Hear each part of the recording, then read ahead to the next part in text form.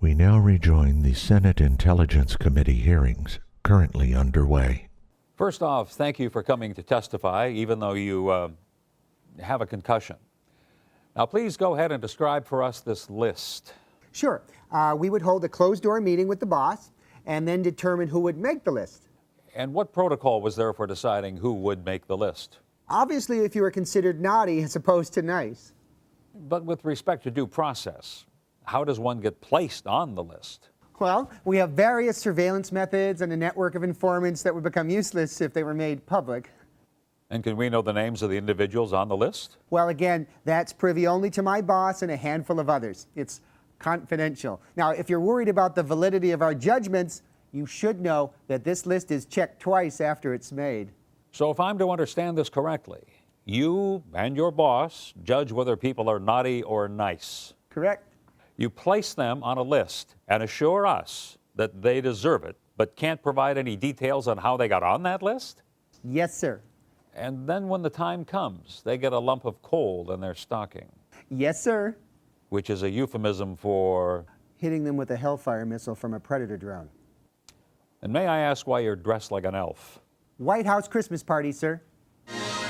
'Twas the BS of A with Brian Sachs Christmas special in stereo. Good evening and welcome to the BS of A. I'm your host, Brian Sack. This holiday season, to give your true love everything listed in the 12 Days of Christmas would set you back over $107,000. So today I'm joined by Pete Partridge from the House of Birds. So Pete, how did you get this idea for a 12 Days of Christmas budget bird package? We thought it would be nice to offer a budget-friendly 12 days option for true romantics who just happen to be caught in an off economy. Okay, and what is in this budget 12 days option? Well, just to start, instead of a partridge, you get a pigeon. One of the many, many pigeons who've been stuck in my Christmas bird glue traps. Okay. Now, you're on to turtle doves. I figure a turtle dove basically looks like a pigeon. Potato, potato, am I right? Sort of. I mean, so by the second day of Christmas, you have 3 pigeons. I guess you could look at it that way, yeah. Okay, and what about the 3 French hens? Okay, well, you get 3 of those, but not hens. Hens kick up the price big time. Okay, so what are they? Ooh, les pigeons. So that's pigeons in French. Ooh, not my department, Brian. I took Spanish. Now, on to the 4 calling birds. Calling birds are not pigeons, flat out, so we're stuck there. So we use blackbirds, though to save money, the blackbirds have been freshly muted. It's not calling birds, it's collie birds, which in Old English actually means blackbird. Man, you should be the guy with the bird story.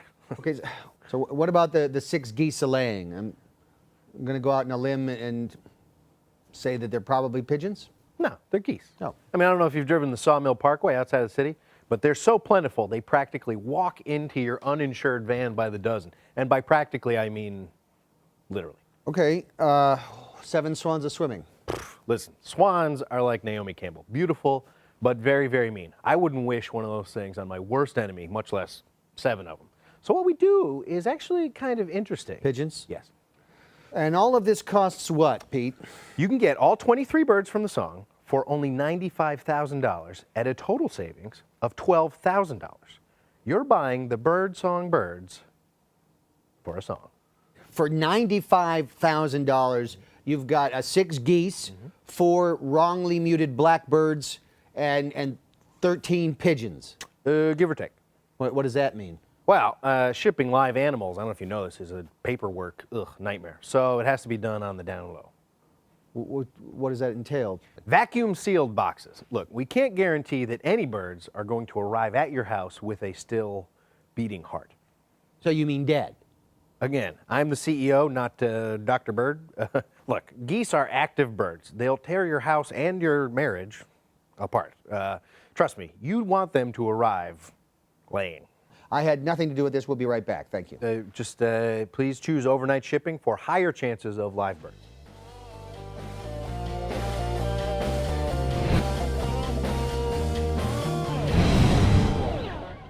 ABC's 1 + 1. Learning's great, learning's fun. Fun. Great times and diversity. We're all the same, you and me. Yay! Feeling good, having fun. everybody's number one. Eating vegan, living green. We don't keep score, that would be mean. Pumpernickel Boulevard, Pumpernickel Boulevard, Pumpernickel Boulevard, Pumpernickel Boulevard. Hey, Hoodie. Hey, Sarah there. Oh, hello. We're singing some good old-fashioned carols. Yeah, a penny for a song, good sir. I suppose. Although, you know, it costs 2 cents to make a penny, so that's something we can be really annoyed about. Loosen up, Brian. Let's sing. Yeah. Okay. A 2, 3, 4. Oh, come all ye people, joyful and triumphant. Oh, come everybody to this communal space. Okay, guys, those aren't the words to "Oh, Come All Ye Faithful." They're new words, Brian. I'm trying to make sure my Christmas carols are all inclusive. If you only invite all ye faithful, you're leaving out all ye atheists. From the Christmas Carol. Yeah, exactly. Okay. 3, 2, 1. Joy to the world, the Lord is come. Muhammad, Moses too. And also Martin Luther, Confucius and Krishna, Zoroastrian, Buddha too. Mormons and Tom Cruise. Mormons and Tom Cruise. All right. Enough of that. You're right, Brian. You know what? That's not nearly inclusive enough. Oh, boy. Yeah, we'll have to do a rewrite on that. How about something else? Okay. Have yourself a merry little winter. Make the Yuletide gay. Ha ha! You didn't change Yule. That's not secular. But it is, Brian! Yule is originally a midwinter festival celebrated by Germanic people. It got sucked into Christianity over time. I'm taking the word Yule back. May I continue with my caroling? Please. Thanks. Have yourself a merry little winter. Make the Yuletide gay, or straight, or bi, or whatever label it's comfortable being. So, Yuletide now has a sexual preference. Yeah, I mean, if it wants to, Brian, I mean, it's not for me to say. Okay, well, but it's Yuletide. It doesn't even have the parts you would. Never mind. Why don't you just sing a classic carol, okay? Okay, a classic. Oh, classic. Sleigh bells ring, are you listening? There may or may not be snow glistening. A beautiful sight, we're happy tonight. Okay, just stop. Does "In the Lane the Snow is Glistening" have some kind of unacceptable religious connotation that I missed? No. Then you changed it because why? I mean, not everyone experiences the same winter as you or I, Brian. I mean, talking about snow makes kids from Phoenix or Honolulu feel left out. Okay, well, I'm going to go hang some mistletoe in my cell. No. Okay. All right, see ya. Bye. On the first day of Kwanzaa, my true love gave to me. Pumpernickel Boulevard.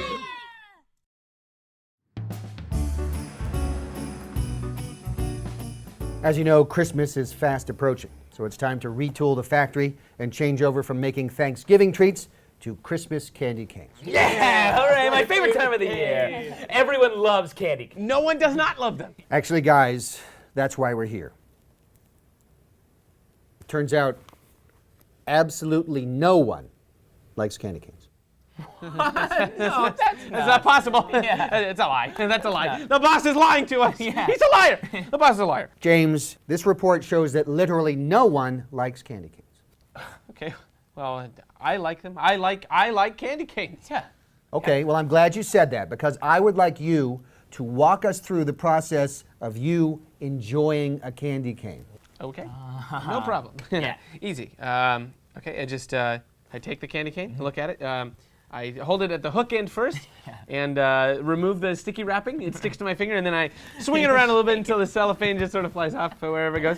And then I put the straight end into my mouth for 2 or 3 minutes, enjoying the minty artificial flavor. And then after a while, I'm sort of like, ugh, and I throw them away. Oh my God, I hate candy canes. I hate them. I just realized that just now. What's wrong with me? I've always just assumed. It's okay. What about decorating? Decorating with candy canes, though. Yeah, That's okay. fun. Because you take them out of the package and you hang them on the tree, and then they're inevitably broken in pieces, and it just hangs there like a lifeless limb from a withered arm. Get it You know? away. Oh my God, these are terrible things! Exactly. We think we like them because they're festive and they have the word candy in them, but we don't like them. we need to all agree that this is a real crap piece of candy. You're right. You're right. We're merchants of misery. We send millions of these things out into the world to make everybody unhappy on Christmas. What are we gonna do? What are we gonna do? We will come up with an idea that makes people like candy canes. Yes. Right. Okay. All right. Okay. I got one. I got a big idea. Okay, we're gonna take a candy cane and make 2 hooks on it. Right. So it's Okay. like this, and it's like a big staple, ends, both like a staple ends. pulled out of a big pack of fun papers. Yep. Removed staple-shaped candy canes are really no different than candy canes, Robert, but I admire your enthusiasm. What if we sell each candy cane for $1,000 and we put them in the Sharper Image catalog? It's an idea, but the Sharper Image went bankrupt because not enough people bought expensive, stupid things. What if we make the candy canes fruit flavored? Susan, what? Maybe on Star Trek, Susan. Yeah, woo, Maybe on Star Trek. nanu, Susan, from a long time ago. Oh man, we Yeah. don't have that kind of candy Come on. technology. Are you serious? Susan, we are candy executives, not some kind of science astronaut doctors. What if we put a button on the candy canes that told us what the weather was? Oh. So you think the candy cane is Siri? I was thinking of Siri. Yeah, I apologize. I was thinking of Siri. Yeah, no good. How about putting some kind of filling inside? No? You hate that more than fruit? You are embarrassing me. Are you on drugs? Okay, what if you could talk to it and you were like, Siri, please tell me where Santa Claus is? I thought of that and too. then Once again, it yeah. is not an iPhone. It is a J-shaped piece of minty candy that nobody likes. Okay, guys, I'm going to think outside the box here for a second. Go with me and let me know if this sounds at all anti-Semitic. What if we put 2 of them together to make a $sign and marketed it to the Jews for Jew Christmas, which I believe is around this time as well? How could that be anti-Semitic? I think you've solved our problem. Yeah! That's kind of offensive, right? Okay, Susan, you're extremely disappointing. Please leave. As reward for a job well done, we are going to have a treat. The top seller of all time. Hooray! For that's a jolly good candy, for that's a jolly good candy, for that's a jolly good candy. And nobody can deny, no, nobody can deny, no, nobody can deny. Last week, we invited people to take part in Brian Sack's Cheap to Expensive Holiday Greetings, which is basically a scam where we solicit money from people to say their name or a loved one's on the telly, as we say in English. As part of this amazing once-in-a-lifetime opportunity, people could pay $25 for me to say their name or $5 to have our painfully camera-shy editor Rob mispronounce it. Well, hear ye, the time has come for the reading of the names. Here we go at the $25 level. Mr. Thomas Anthony Catt. That's it? Let me check. Yep, a lot of big talkers, but only 1 check cleared. So we only got 1 person? No, 0 people. Mr. Thomas Anthony Catt is a cat. No, you're kidding, right? Brian, play cool, okay? Apparently the cat has some sort of disease. This is real. Oh, yeah. What about our $5 level? Sure. Take it away, Rob. Hello.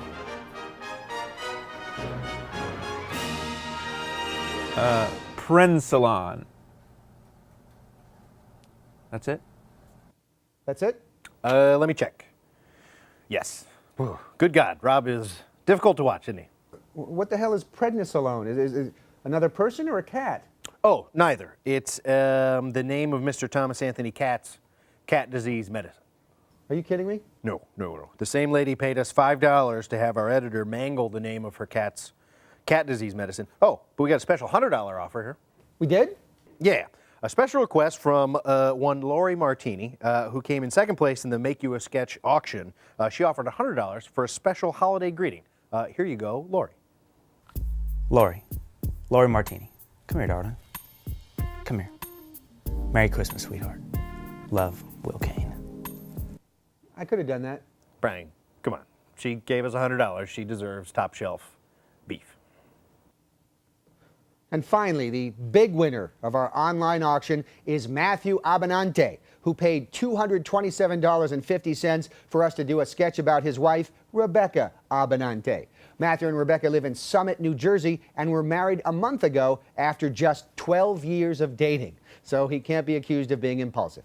Rebecca has 2 master's degrees, so she's pretty smart. Matt's nickname for Rebecca is Bunny, and her nickname for Matt is Lion. And somehow, I wish I didn't know that much information. But congratulations, you 2 lovebirds. We'll be right back.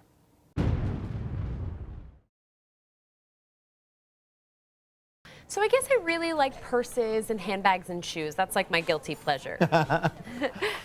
Oh, Rebecca, I really like you, and I want to see you again. Oh, Matt Abenante, the feeling is mutual. Oh. I don't know if you know this, but today is the first anniversary of our first date. Huh.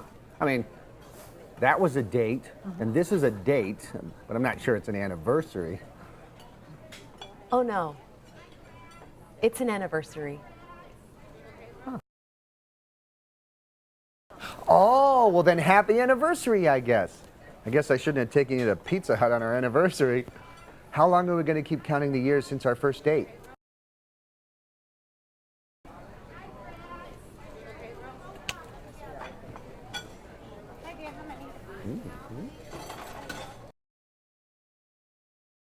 Oh, Matt, my lion, of course I'll marry you. Oh, that's great. I'm so glad we could get engaged on November 17th. And why is that? It's Danny DeVito's birthday.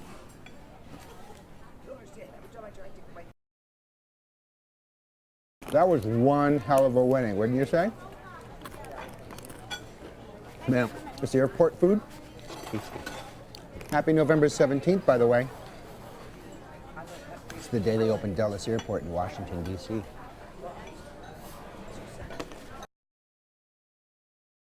Look, Bunny, I know I stepped in it with the 12-year courtship thing, but to make it up to you, I was the winning bidder on a sketch comedy show thing. What? I paid people to make a sketch with you in it. You did it, Abenante. You done did it. How much was that? Couple hundred, plus 20, plus 7, and 2 quarters.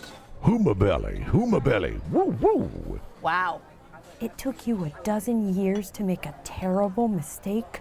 Ugh. Run away. Run away. She'll never forget this day, Matt Abenante. Polonium is tasteless and odorless. I could make it look like a short illness. Perfect. Yes.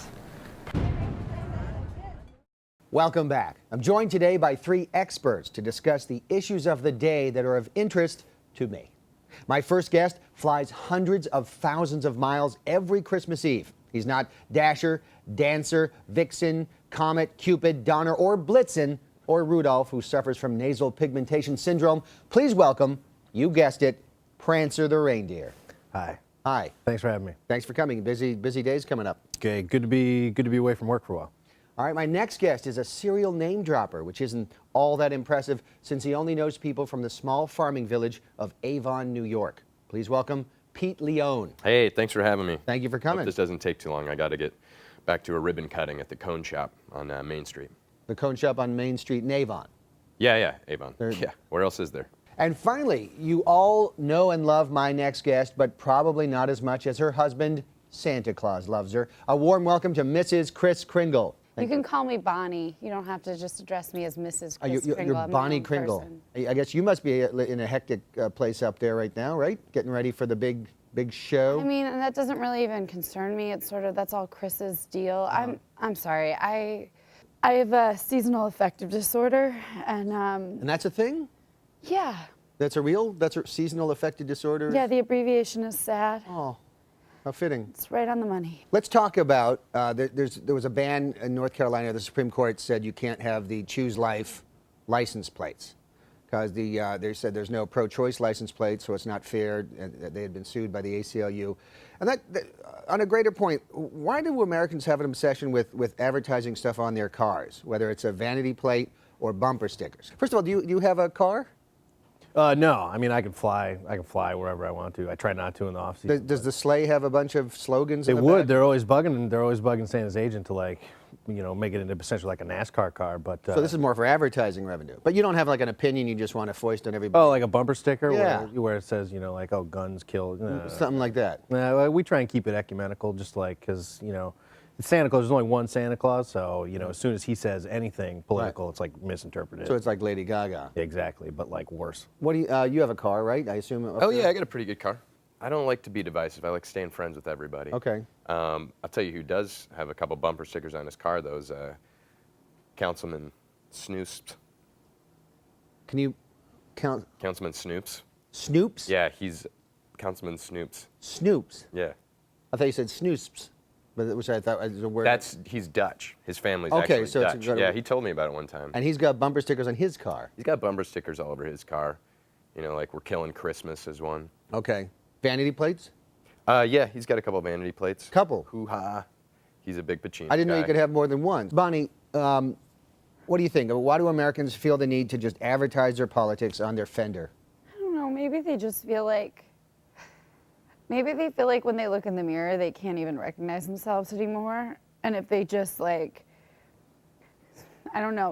on a belief and something they drive around in every day, then maybe when they're coming out of a store and they're looking for their car, they catch a glimpse of who they used to be.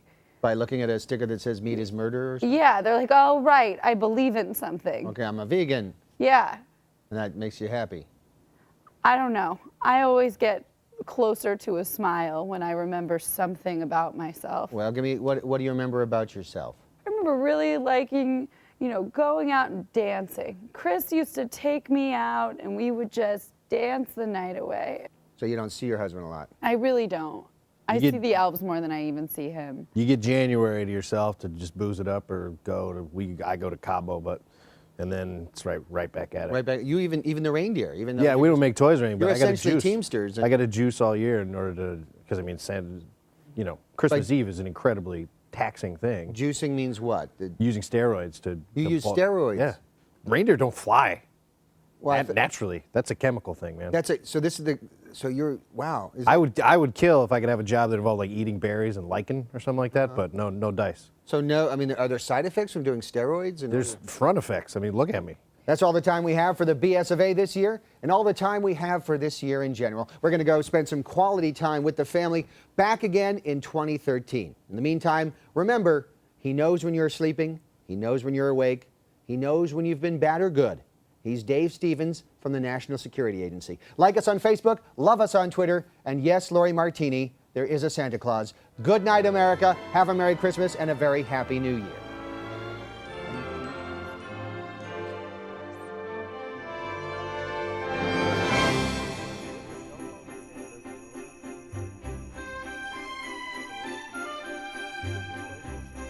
Ho, ho, ho, ho, ho.